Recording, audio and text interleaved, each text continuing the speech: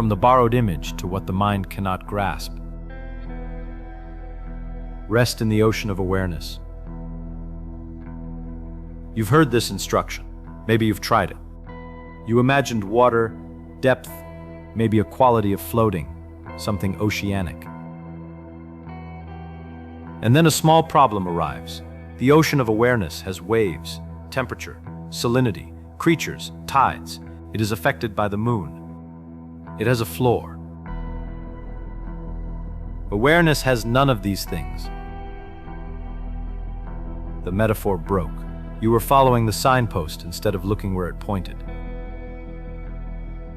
The light of consciousness.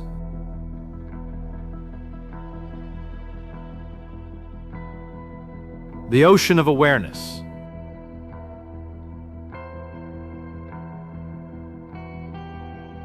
The sky of mind.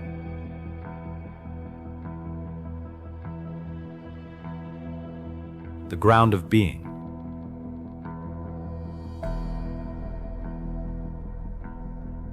The mirror of the self. Every phrase used to point at what you fundamentally are is borrowed from the physical world. Light, ocean, sky, ground, mirror, all material objects, all objects of perception, all things that are not consciousness, but that consciousness is being compared to. The comparison is useful. The comparison is the only option available. And the comparison is also at a certain depth, a trap. Because the light of consciousness is not light. Light is produced by energy, travels at a fixed speed, obeys Maxwell's equations, is blocked by opaque objects, produces heat, can be measured in lumens. The light of consciousness does not travel. It does not produce heat. It cannot be blocked. It cannot be measured in lumens. The metaphor of light captures something, the illuminating quality, the way consciousness makes things visible and misses everything else. The ocean of awareness is not an ocean. The ocean has depth and surface, temperature and salinity, creatures and currents and tides. Awareness has none of these. The metaphor captures something, the vastness, the containment, the waves arising and dissolving, and misses everything else. Every spiritual metaphor is borrowed from the domain it cannot reach. The borrow is a debt that cannot be repaid. The map is made of different material than the territory. Always. Every metaphor for consciousness borrows from the domain it is trying to illuminate. The borrowing is necessary. The borrowing is also a sealing. You have been following the signpost. The signpost points somewhere.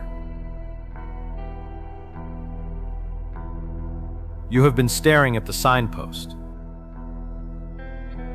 The sealing becomes operative when you mistake the metaphor for the destination. When the light of consciousness becomes the goal, when you are seeking the experience of luminosity, the felt sense of radiant presence, you are seeking the signpost rather than what the signpost points at. The signpost can be very beautiful. The experience of luminosity can be very convincing. And you are now focused on the metaphor rather than on what the metaphor was borrowed to indicate. Spiritual seeking often moves along the rails of its own metaphors. Sink into the ocean of awareness. Rest in the ground of being. Abide in the sky of mind. These are instructions built from metaphors. The instructions work.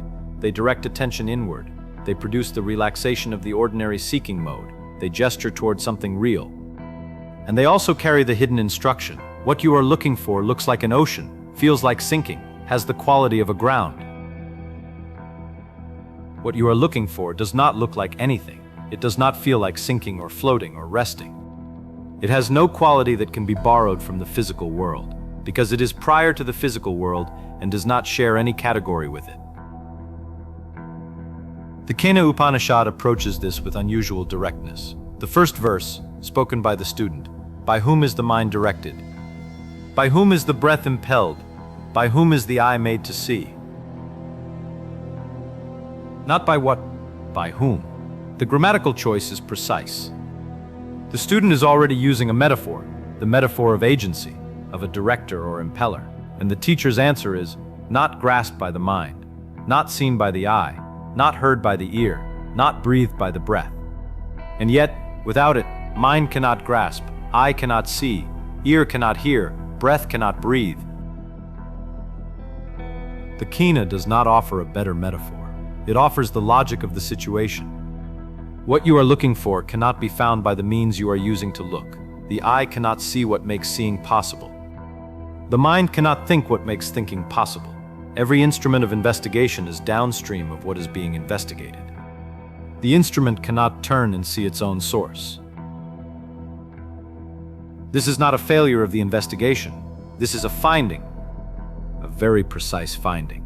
The finding is, the ground of all perception cannot itself be an object of perception. The ground of all conception cannot itself be a concept.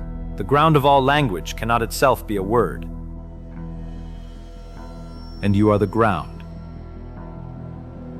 The Kena's answer to the student is not, here is the correct metaphor. It is, you cannot find this by looking, which means you must already be it, which means the finding is a recognition, not a discovery.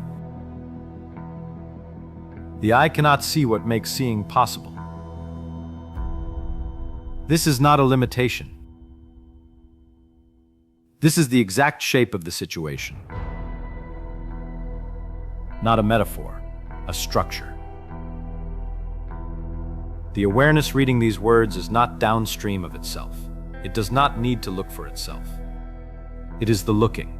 Every metaphor about consciousness is a metaphor appearing in consciousness, pointing back at the consciousness that contains the metaphor. The ocean metaphor arises in awareness. The sky metaphor arises in awareness.